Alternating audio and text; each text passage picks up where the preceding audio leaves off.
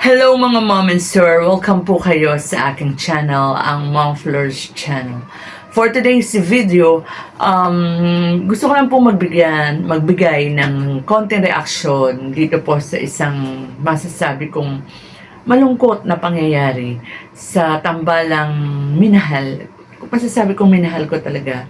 Especially nung tong love team na to ay bahagi pa ng Kalingap. Dahil ito yung unang-unang love team na talagang sinuportahan ko, nireactionan ko, at talagang masasabi kong minahal ko. And nagkataon kasi yung dalawang taong involved ay kahit na hindi pa sila love team o pinagpe-pair ay talagang sinusuportahan ko na. More or less, alam nyo na kung sino tinutukoy ko. Ito ay ang Rochelle. 'Di ba? Kung nakasubaybay po kayo sa career ni Roel, Malalag Days pa, talagang nagre-reaction na ako sa batang yan. And si Rachel naman, simula nung may scout siya ni Vincent Calyada, tapos ni Kalinga Prab, hanggang sa tinutokso-tokso nga siya kay Roel, talagang gustong-gusto ko na si Rachel. Kaya nung pinapair sila, nung gumagawa na ng Kalingap series si Rab, talagang nire-reactionan ko to. Sa nung unang reaction ko rito, talagang konti ng views ko eh. Pero sige pa rin ako ng reaction. Hanggang sa dumami nga yung views ko, at talagang malaki. At dito nga lumaki yung channel ko sa Rochelle. Kaya marami akong mga naging friends dito. Kaya kumbaga may soft spot talaga sa puso ko to, Rochelle.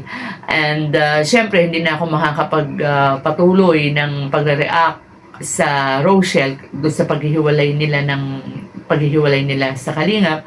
Dahil syempre bilang pagsunod po, bilang karepa po, Kalingap Reactor, bilang pagsunod po, syempre sa ating pinuno, si Kuya Val. And of course, mismo si Roel naman, ayaw din naman niya ng reactor. So, bagamat gustong-gusto kong sanang reactionan pa ang Rochelle, eh, syempre kinakailangan po natin sumunod. Pero, this time po, sana wag niyo akong i-bash o wag kayong magalit sa akin.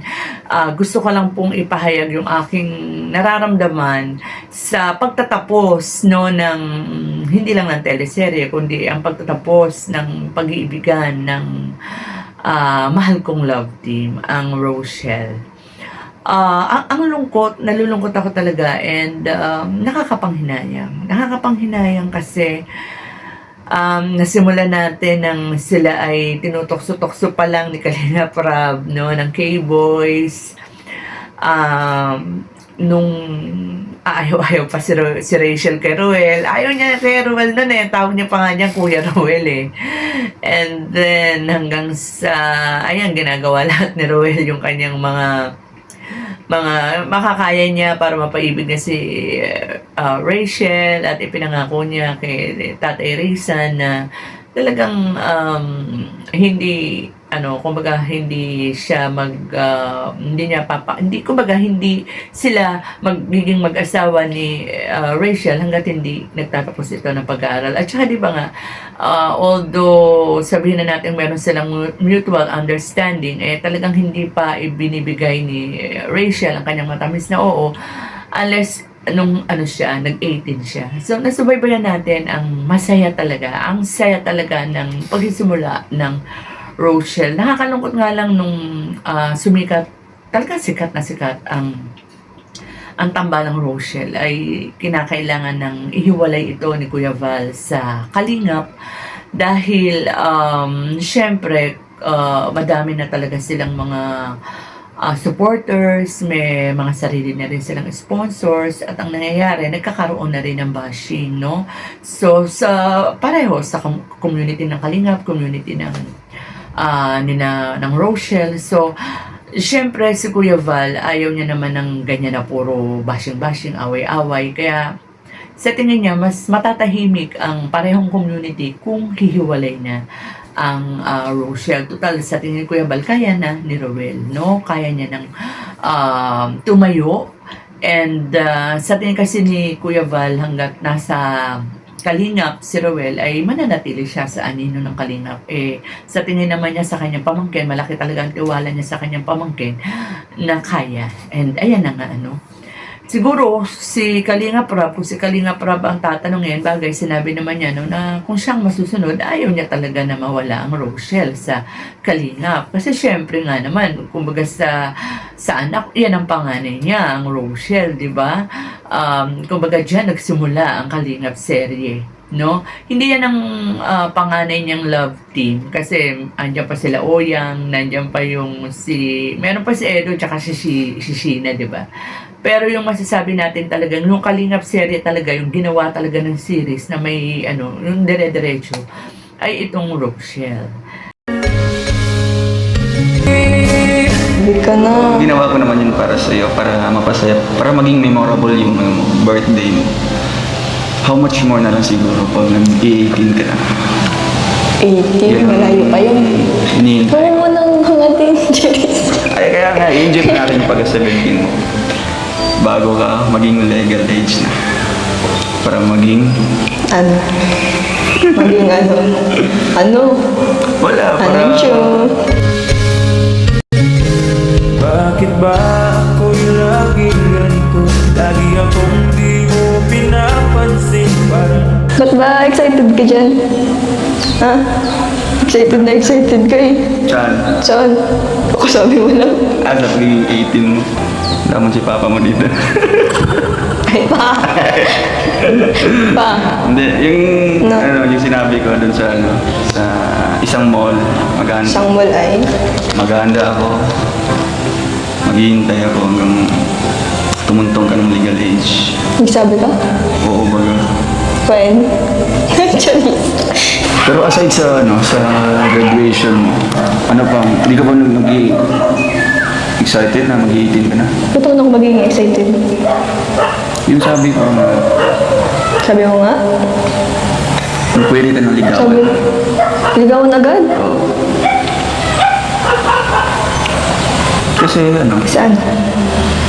yung sabi ko sa'yo, Sabi mo? Ano ka sinabi? murang na tanda. Gurang talaga. Yung pag mag-18 ka na, pag pwede ka ng ligawan. Gusto mo, ikaw pa. Simulan mo na. lagi akong di mo Joke na. Ba't may ka-joke-joke ka ba? Seryoso tayo. pinapansin. Para na Basta sagutin mo pag tatawag ako. Bakit? Tayo na ba? Lapit na. bakit ba ako'y laging ganito? Bakit? Isang taon pa lang bago ako mag-18. Baka nga hindi pa abot ng isang taon. Tayo na. So, ayan, ako, Rachel, huwag kang magbiro ng ganyan. Baka himatayin ng mga supporters ng Rochelle. Baka kailangan ng oxygen dahil hindi na makahinga sa sobrang kilig. And, yun nga. And the rest is history. Hanggang sa ito, nag-LDR na sila dahil nga kinakailangan na mamalagi sa Mindanao si Roel. Unang-una dun sa, syempre, ang kanyang ina ay hindi na nagkasakit, di ba? And then, yung pinapagawang kanilang bahay na hindi naman basta-basta kinakailangan maiwan-iwan lang yun. At ang pinakamahalaga rin para kay Roel na ito, alam ko na talagang gustong-gusto ni Roel talaga mula pa nung nasa Malalag pa siya. Gustong-gusto niya talaga makatulong sa maraming mga kababayan. Nandyan siya, di ba, sa kanyang pagcha-charity. So, yun ang mga dahilan. Sabi daw, isa raw factor ng paghihiwalay ng dalawa ay itong LDR. Kasi parang, sabagay nakikita ko rin minsan sa mga post ni Rachel na parang namimiss niya si Roel, namimiss niya yung dati ba, nung hindi pa masyadong busy ang lahat, no? Namimiss niya, syempre lagi magkasama and nagkukwentuhan sa mga times na may problema, lagi nandyan. Although nandyan yung social media, iba pa rin yung personal talaga, di ba? And naging masyadong busy sila sa isa't isa. Si Roel nga sa kanyang pag-charity at nandun pa siya sa malayo. Si Rachel, nung alam ko na kakadalaw siya, kaya lang syempre hindi naman pa pwedeng madalas dahil nag-aaral din naman yung bata, no?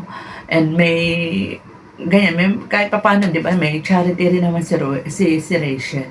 So, nga dun sa tula, ay, parang tula yun, di ba? Yung tula na ginawa ni Roel para kay Rachel, sinasabi niya naman talaga na minahal niya si Rachel. Minahal niya sa paraang alam niya. Kaya lang may mga bagay na hindi niya kontrolado. So ano kaya yung mga hindi niya kontrolado? Marami siguro. Unang-una na nga yan, na kinakailangan niyang lumayo. Hindi dahil sa hindi niya mahal si Rachel, meron din siyang mga responsibilidad na kailangan harapin doon. Siyempre si Rachel, parang longing din para sa kanya. Diba? Lalo pa nga, no? May lungkot pa rin yan, especially na wala nga yung pinakamamahal niyang lola. At saka nasanay siya kay Roel talaga na nandyan. Diba? Ilang taon din na nandyan lagi si Roel sa kanyang tabi. And alam nyo, meron din mga nagsasabi na ano rin daw may factor din daw yung mga tao sa kanilang paligid. Sinasabi, no, di umano na ang mga tao sa paligid na tinutukoy doon ay yung mga tao sa paligid ni Rachel. Pero definitely hindi si Tatay Rachel yan. Kasi alam natin kung gaano kasuportado si Tatay Rachel dito sa kay Roel para sa anak niya kay Rachel. So, hindi natin alam kung sino yung mga tinutukoy. Do may idea ako, kaya lang syempre, mahirap naman na magbintang o wala tayong batayan, ano? And kasi kung titignan natin do sa anong tawag dito, sa partido ni Roel, alam natin na ang buong family niya ay sobrang botong-boto kay Rachel, and supportado talaga nila. Tsaka tingin ko sa family ni Roel, kung sino yung mahal ni Roel, mahal din nila no? Hindi nila pinakikialaman. Sa tingin ko lang naman po to, sa opinion ko lang naman po to, no? And yun nga, si Kuya Val, si Tito Val niya, yung pangalawang tata niya, maamahan niya, binibigyan naman siya ng laya, di ba? So, ano ba ang reaksyon ng mga nagmamahal dun sa dalawa, sa Rochelle? May nagsasabi, prank lang daw yan. Ako po, para sa akin, di naman ako agree na prank lang yan. I think hindi naman papayag si Roel at saka si Rachel na paglaruan ng feelings ng kanilang mga supporters. Mahal na mahal ng dalawa ang mga supporters nila. Alam nila na utang nila sa kanilang mga nagmamahal na supporters kung nasaan man sila ngayon. Kaya hindi nila paglalaroan yan. And kasi napakasakit niyan. Ang sakit niyan, no? Malaman na yung sinusuportahan mo, minahal mo, sinubaybayan mo, eto hiwalay na. And ano pa yung mapalapalagay nila, definitely hindi ako naniniwala doon. Tapos yung meron pa nagsasabi na ano daw, gumagawa lang daw ng issue kasi raw mahina ang views. Naku, definitely, lalo namang hindi yan. Hindi yan, kung scripted, ganon. Hindi naman po. Tulad ng din sinabi ko kanina, hindi naman din nila hahayaang masaktan ang feelings ng mga fans nila, ng mga supporters nila.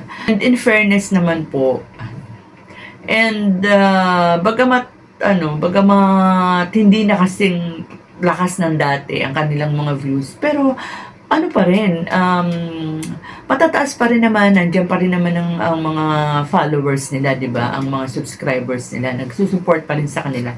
Lalo na yung mga loyal. Talagang ganun kahit naman saan talagang nababawasan, no?